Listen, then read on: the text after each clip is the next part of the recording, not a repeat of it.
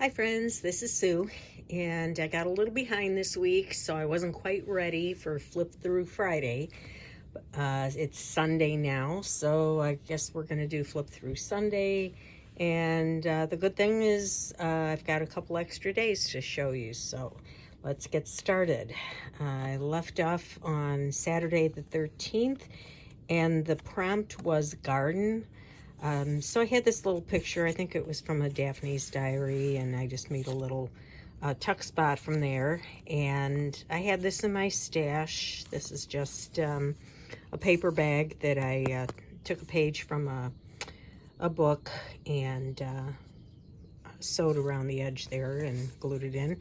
And so I just wrote a little bit about gardening and my lack of a green thumb.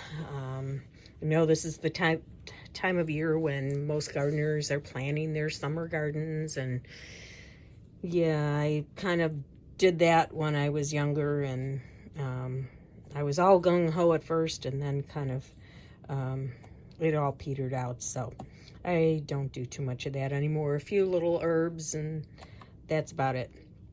We had some snow. This is a picture of my backyard and our patio set. We always kind of judge how much snow we get by looking out the window and seeing how much is on our table. So I just put that in there. These, I had some, that one I typed out myself, and I have a typewriter. Then some other ones we'll get to. I'll share where those came from. All right, so we had a little pocket here, and this was Sunday, and the prompt was pattern. And I don't know, I guess when I think of pattern, I could have just thought any kind of pattern, anything other than plain paper would have been a pattern, but I kept thinking of a repeating pattern, so I just made some snowflakes going around the edge of this paper. I stamped with Versamark and put some embossing powder on there, and a little heat gun, and made my own little pattern, and then I just wrote on the back. I also looked at this, which I've been meaning to just stick somewhere. I didn't want to glue it down because I wanted to keep the whole thing, but there was a little pattern here going around, so I thought this would be a good spot for it. I picked this up, I think, for $1 at an antique store. I don't know if you've ever heard of this. I think it might be pronounced cha-cha because it's a chocolate drink, so I don't think it's cho-cho, but if you know what it is, you can correct me if I'm pronouncing it wrong. But so it was some kind of powder, I think, made by the Carnation Milk Company, and this is just a little brochure with some recipes that tells you different things. Here's a malted milk drink. You can use it as a sauce. There's a cake recipe, icing, pie recipe, candies that you can make, puddings. So yeah, like some kind of whipped topping and a filling. So I just thought the graphics on it were cute, and it had a pattern, so I stuck it in there. But if you know anything about it, let me know.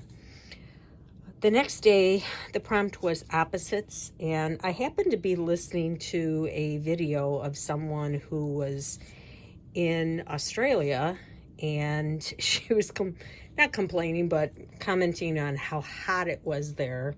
And meanwhile, we were having 0 temperatures here in the Midwest. So I had this in my stash, put it on there, and then I just made this little journaling spot. This was just a piece of cardstock, and I went over it with some, what do you call those? Here, these things. Stickles. I just put some of those around and wrote on the back. And I took some of these from this book that Care at My Take for the Lake put out. It's on Amazon, and she had some of these in the back. And they're not all Christmassy, so I was able to find some. Actually, what I did was I scanned it, and when I scanned it, it came out, when I printed it from the scan, it came out kind of bluish, which was perfect. So I have that, and then bundle up and cozy in. So, and then I found this from a children's book later on, and decided to just, since we were talking about opposites this day, this was a children's vocabulary or English grammar book, something like that. And then I just backed it with a page from another book, and put that in there. And then this was a bracelet that I had at one time. It was just all rows and rows and rows and rows and rows of these beads on pins, and it was elastic, and you know, those always give out after a while. So I just saved those and put that on there. And this was an envelope, so I just opened that up and made a little pocket out of it. There we go. All right. And then the next day, I really liked this collage. The next day was flow, and I had no idea what to do for flow. But I happened to be moving around and looking on YouTube, and I came across Wendy Solganic's channel, which is Willa Wanders.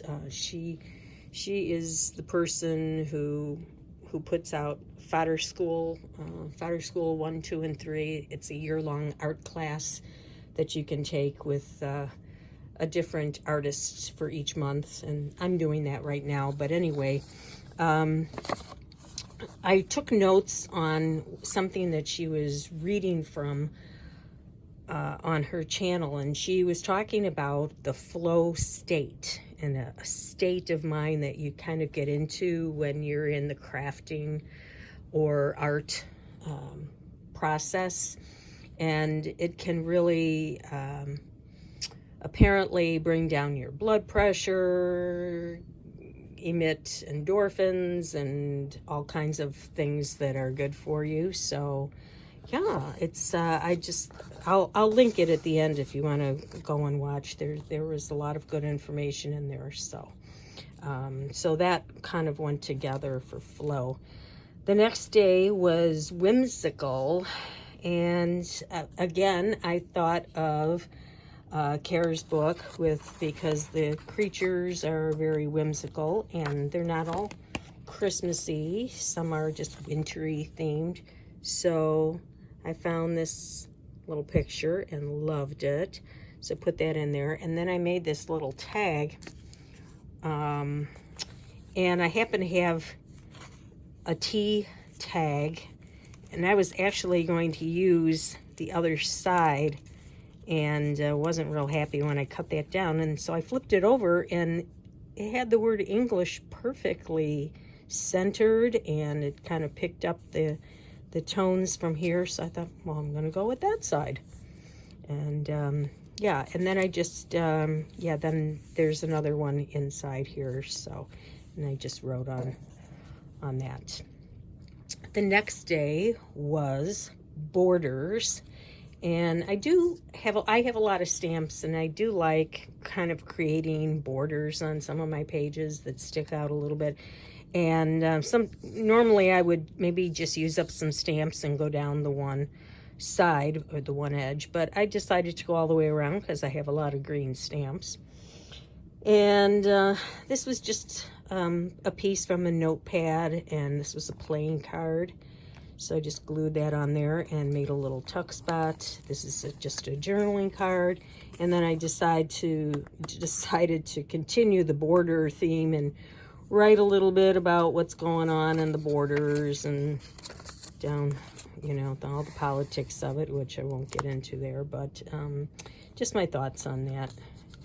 The next day was interactive. That was Friday. And this is just a page from a book that I folded. It's a very, very easy fold. I saw it on, I think it was Pam at the Paper Outpost. I had some years back made a little book with some of her ideas, and I was thumbing through that looking for something interactive and found this easy way of making pockets from one book page. So I just stuck some things in there. This was just from just a page from a book, in Edith Holden, and this was a cardstock, and I did write on the back what we were doing that day. This was something I had gotten online, and just made a copy.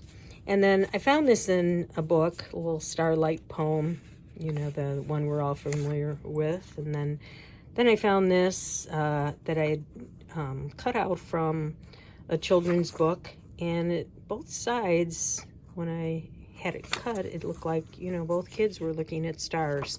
So I just tucked that in there. So we have 1, 2, 3, 4 tuck spots, and very interactive. The next day, which was yesterday, I just had this little piece here. So what to do when you just have a small spot like that. The word for the day, the prompt was nature. So I have this little book with flowers. I also have one that's all different kinds of birds. So I just cut a page out that kind of went with the colors, and this I had in my stash, and I stuck that on there. And then this was also in my stash, so I just put the date on there and the prompt. Oops, sorry. And I added this little wooden butterfly button, and then, you know, opened up what we did that day.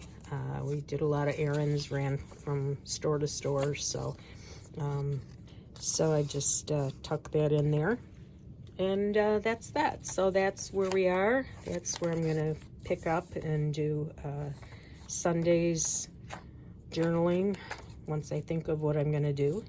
And I'll be back and show you what I do for the rest of the month. It's getting quite chunky, and yeah, not too fond of letting it get that chunky.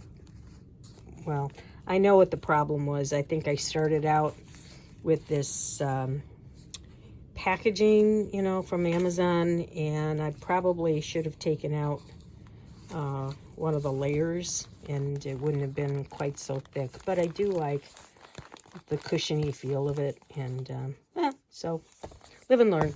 All right, I will be back next time. Thanks for stopping by and checking out my journal. See you next time.